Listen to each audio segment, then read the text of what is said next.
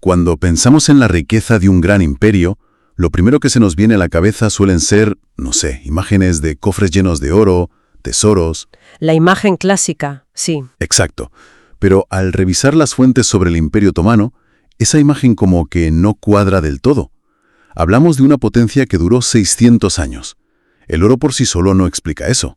No, para nada. Así que la misión que nos planteamos hoy es resolver ese enigma. ¿De qué estaba hecha realmente la riqueza otomana? ¿Cuál era su motor? Es que esa es la pregunta clave. Si intentamos entender a los otomanos buscando una cámara del tesoro al estilo Disney, nos equivocamos de plano. Claro. La clave, como sugieren los documentos, no es la acumulación, es la organización. Su riqueza no era una cantidad de metal, sino su increíble capacidad para movilizar recursos, gente, bienes, a través de un espacio y un tiempo enormes. Entiendo. Entonces, más que un tesoro, era un sistema. Una especie de red circulatoria gigante. Justo. Y supongo que para entenderla hay que empezar por el principio. Los otomanos surgen en Anatolia con recursos muy modestos, pastizales y poco más. ¿Cómo se pasa de eso a controlar la economía mundial? Pues lo fascinante es que la semilla de todo ya estaba ahí, en esos inicios. Comprendieron una idea muy simple pero muy poderosa. Quien controla el movimiento, controla la riqueza. ¿El movimiento? Sí. Anatolia es una encrucijada, un puente entre Asia y Europa. Las caravanas tenían que pasar por ahí, sí o sí. Y ellos vieron la oportunidad. Vieron los caminos y los puentes no como vías, sino como activos económicos. O sea, poner un peaje. Suena casi rudimentario.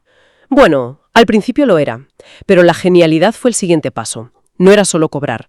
El mundo de un comerciante en el siglo XIV era increíblemente peligroso. Bandidos, señores de la guerra. Exacto.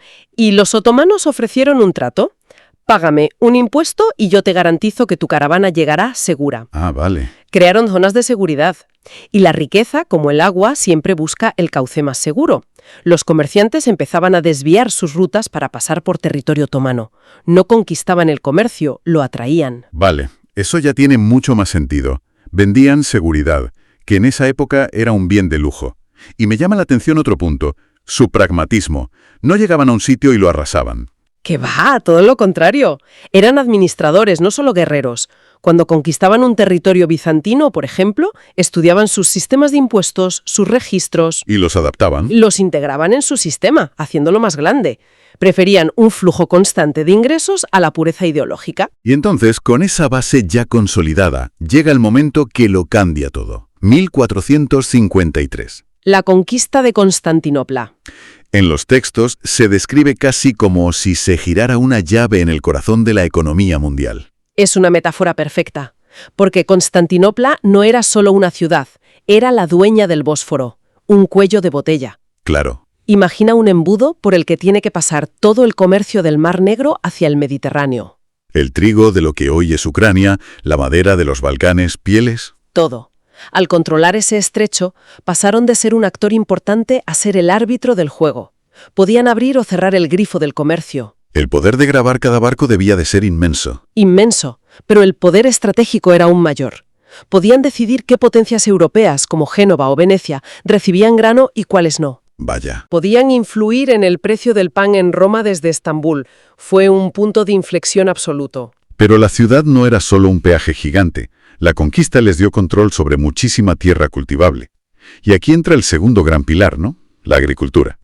Sin duda, la columna vertebral del imperio. El lujo de la corte es muy vistoso, pero lo que sostenía todo era la producción masiva de trigo, algodón, aceite de oliva. Y para gestionar eso, perfeccionaron el sistema Timar. Un concepto crucial, sí. Expliquemos bien qué era, porque parece una pieza clave. Pues, en esencia, la mayor parte de la tierra agrícola no era propiedad privada. Pertenecía al Estado, al sultán. Bueno. El Estado concedía el derecho a recaudar los impuestos de una parcela, un timar, a un soldado de caballería, un sipaji. A cambio de su servicio militar. Exacto. No recibía un salario, sino que usaba esos ingresos para mantenerse a sí mismo, su caballo, su equipo y llevar más soldados a la batalla. O sea, que con esto mataban dos pájaros de un tiro, ¿no? Totalmente. Evitaban que surgieran señores feudales que pudieran amenazar al poder central. Y convertían la propia agricultura en la financiación directa del ejército. Una genialidad brutal. Lo es. Crearon un ejército masivo y leal sin necesidad de un tesoro central que pagara salarios, algo impensable para la mayoría de reinos europeos de la época. Y la prueba de lo sofisticado que era son los registros catastrales, los Defter. Son documentos de una minuciosidad asombrosa. ¿Qué tipo de detalles incluían? Todo. El número de hogares, si eran musulmanes o cristianos, el tipo de cultivo, el ganado. Llegaban a registrar los árboles frutales uno por uno para calcular el impuesto. Vaya, el Big Data del siglo XVI. Exacto. No medían la riqueza en oro, sino en su capacidad de movilizar hasta el último saco de grano. Si con el sistema Timar ya tenían una base tan sólida, la conquista de Egipto en 1517 tuvo que ser como echarle combustible de alto octanaje al motor. Desde luego. Las fuentes lo llaman el granero del imperio. Y no es una exageración por lo que veo. Para nada. Si Anatolia y los Balcanes eran la columna vertebral, Egipto era el corazón que bombeaba el alimento. Las crecidas del Nilo generaban unos excedentes de grano descomunales. Y con ese grano podían hacer de todo. 3 cosas fundamentales. Primero, alimentar a la gigantesca población de Estambul. Segundo, asegurar el suministro de la Meca y Medina, lo que daba un prestigio religioso inmenso. Y tercero, supongo, usar el grano como herramienta política. Justo. Podían estabilizar precios, evitar hambrunas y, sobre todo, revueltas. Controlar el precio del pan es controlar la estabilidad política. Entiendo lo del granero, es lógico. Pero me pregunto si el esfuerzo de conquistar y mantener Egipto se justificaba solo con grano. ¿Qué más lo hacía tan vital? Una pregunta excelente, porque el grano era solo la mitad del premio. Controlar Egipto significaba dominar la salida del Mar Rojo al Océano Índico. Ah, claro. Eso les daba acceso a los ingresos aduaneros del comercio más lucrativo de la época. Las especias, la seda, las gemas de la India. Y además estaba el tema de la peregrinación, el Hajj. Exacto. Organizar y proteger la peregrinación a la Meca era un evento masivo que movía a miles de personas y generaba una actividad económica tremenda. Egipto era una puerta al comercio global y un pilar de legitimidad. Vale, el mapa se va completando. Tienen la tierra y los puntos geográficos clave. El siguiente nivel es cómo se multiplica todo a través de las redes comerciales. El imperio era, literalmente, el centro del mundo conocido, la intersección obligada entre las rutas de China y Persia a Europa y las de Rusia a África. Por sus mercados fluía de todo. De todo. Seda de Persia, especias de las Molucas, el café de Yemen que se estaba poniendo de moda, lana de Anatolia. Y el Estado había diseñado un sistema para sacar tajada en cada paso del proceso. Un sistema de múltiples capas. Primero, aranceles en puertos y fronteras. Luego, dentro, en ciudades como Bursa, Alepo o El Cairo, había impuestos de mercado. Y por si fuera poco, monopolios estatales sobre bienes esenciales. Sal, jabón, pólvora. Todo el mundo los necesitaba y solo el Estado los podía vender. Así se aseguraban un flujo de caja constante y diversificado. con toda esta maquinaria funcionando, la riqueza tenía que ser visible. ¿Cuáles eran las manifestaciones más claras de ese poder? Se me ocurre el ejército. Sin duda. Y no un ejército cualquiera. Hablemos de los genízaros. Una infantería de élite, profesional y permanente. Justo. La mayoría de estados europeos dependían de levas o mercenarios. Los otomanos tenían un cuerpo de soldados que eran, en esencia, funcionarios del Estado. Y con un origen muy particular, que creo que vale la pena explicar. Absolutamente. Eran reclutados de niños entre las poblaciones cristianas de los Balcanes, convertidos al Islam y educados para ser leales únicamente al sultán. Formaban la élite, pero en cierto modo eran esclavos del sultán. Eso es. Recibían un salario regular, vivían en cuarteles, equipados con las mejores armas. Mantener una fuerza así, de decenas de miles de hombres, durante siglos, requería una solvencia económica que casi nadie más tenía. Y junto al ejército de tierra, el poder naval. Claro, controlaban el Mediterráneo oriental, el Mar Negro y el Mar Rojo casi como si fueran lagos otomanos. Los astilleros de Estambul y Suez producían flotas enormes. Capaces de enfrentarse a Venecia y España. Y eso suponía un gasto colosal. Madera, hierro, cáñamo, artesanos. Y ahí vemos un ciclo perfecto. La riqueza del comercio financiaba los barcos, y los barcos protegían las rutas que generaban más riqueza. Esta riqueza también transformó las ciudades.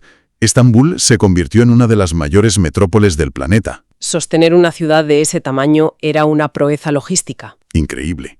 Se crearon redes complejas para llevar grano de Egipto, carne de los Balcanes, todo para alimentar a 500.000 de personas o más.